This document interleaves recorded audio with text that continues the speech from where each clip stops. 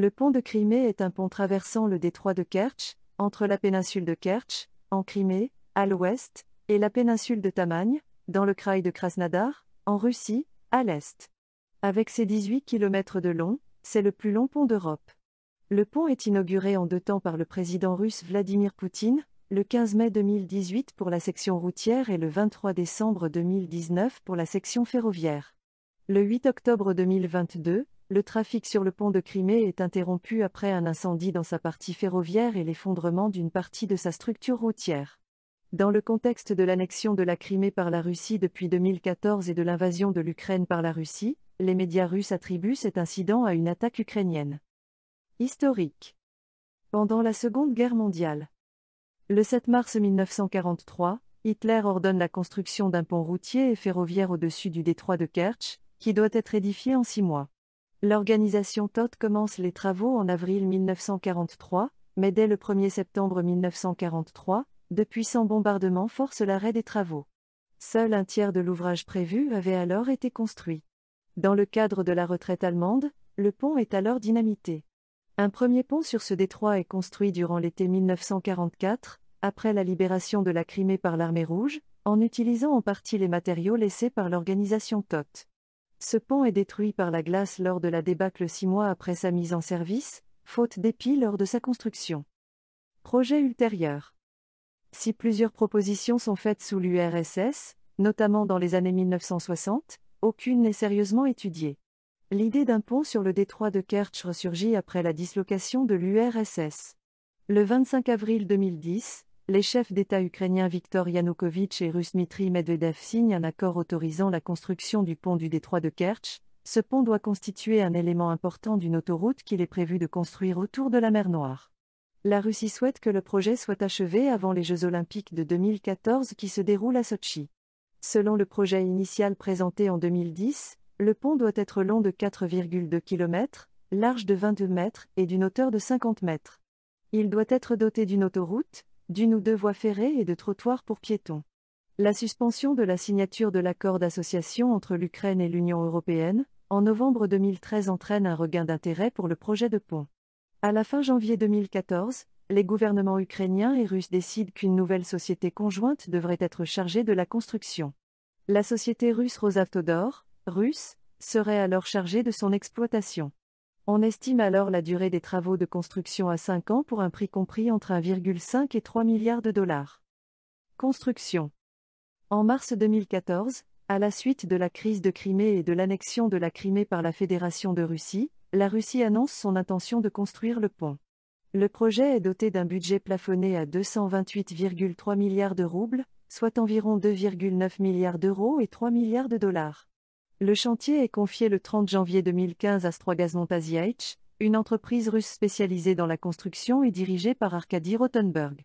La construction du pont, routier à 2 fois 2 voies et ferroviaire à 2 voies, commence en février 2016. Malgré les sanctions internationales, les travaux progressent rapidement et son achèvement est prévu pour 2019. Ce pont est également un projet symbolique, destiné à matérialiser le rattachement de la Crimée à la Russie.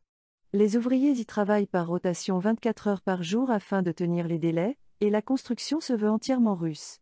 La traversée, qui passe notamment par l'île de Tuzla, a une longueur de 19 km, pour une hauteur du tablier maximale de 35 mètres. À partir de mars 2014, l'Union européenne et les États-Unis décident de sanctions en lien avec la crise de Crimée, étendues depuis aux entreprises participant à la construction du pont de Crimée. En septembre 2017, l'annonce que 2 sociétés néerlandaises ont contribué à la construction du pont fait débat. Selon les juristes spécialistes du domaine, la participation, même indirecte, d'une entreprise néerlandaise à la construction de ce pont est en effet une violation des sanctions. Le parquet néerlandais ouvre en mai 2018 une enquête visant cette entreprise nationale soupçonnée de violation des sanctions. En novembre 2018, le service de presse du pont annonce que la découverte d'un site archéologique hellénique sur le trajet de la voie ferroviaire projetée nécessite de dévier le tracé dans les environs de Kertch afin de protéger le site. Ouverture. Le pont routier est inauguré le 15 mai 2018 par Vladimir Poutine, président de la Fédération de Russie. L'ouverture à la circulation routière a lieu le lendemain, le 16 mai 2018 pour les véhicules légers et les autocars, et en octobre 2018 pour les poids lourds. L'inauguration de la partie ferroviaire du pont a eu lieu le 23 décembre 2019. Infrastructure.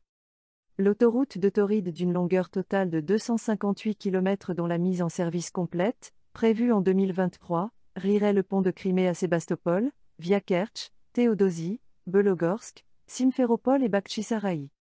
Conséquences sur le trafic maritime.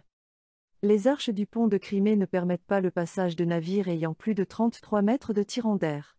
Cette limitation exclut les navires de type Panamax dépassant cette hauteur qui représentaient auparavant 20% du trafic vers les ports ukrainiens de Berdiansk et de Marioupol par lesquels transite une grande partie des exportations céréalières et quasiment tout le trafic sidérurgique provenant du Donbass, le cœur économique de l'Ukraine. En 2018, le port de Marioupol a vu son trafic diminuer de 27%. Le pont pris pour cible en 2022. Le 17 août 2022, durant l'invasion de l'Ukraine par la Russie, le conseiller de la présidence ukrainienne Mikhailo Podolyak menace d'attaquer le pont de Kertch, le considérant comme une cible militaire légitime, et déclare « Ce pont est une structure illégale et l'Ukraine n'a pas donné sa permission pour sa construction. Il porte préjudice à l'écologie de la péninsule et doit donc être démantelé. Peu importe comment, volontairement ou non. » Le 8 octobre, le lendemain de l'anniversaire de Vladimir Poutine, après avoir évoqué qu'une citerne de carburant aurait pris feu sur le pont de Kertch, les agences de presse russes indiquent, par l'intermédiaire du Comité national antiterroriste russe, aujourd'hui à 6h07, 3h07 GMT, sur la partie routière du pont de Crimée. A eu lieu l'explosion d'un camion piégé, qui a entraîné l'incendie de cette citerne ferroviaire qui allait vers la Crimée. En effet, des vidéos montrent le pont de Crimée en partie effondré et l'incendie de cette wagon-citerne d'essence dans sa partie ferroviaire. Selon le Comité national antiterroriste russe, une voiture piégée est à l'origine des destructions. Vladimir Poutine demande une enquête pour déterminer l'origine des faits. Le pont sert de voie, notamment, pour le transport d'équipements militaires pour l'armée russe combattant en Ukraine. Les parties routières et ferroviaires du pont seraient en partie effondrées, paralysant totalement le trafic sur les deux voies. Néanmoins, d'après les autorités russes, le trafic tant ferroviaire que routier aurait repris en fin d'après-midi.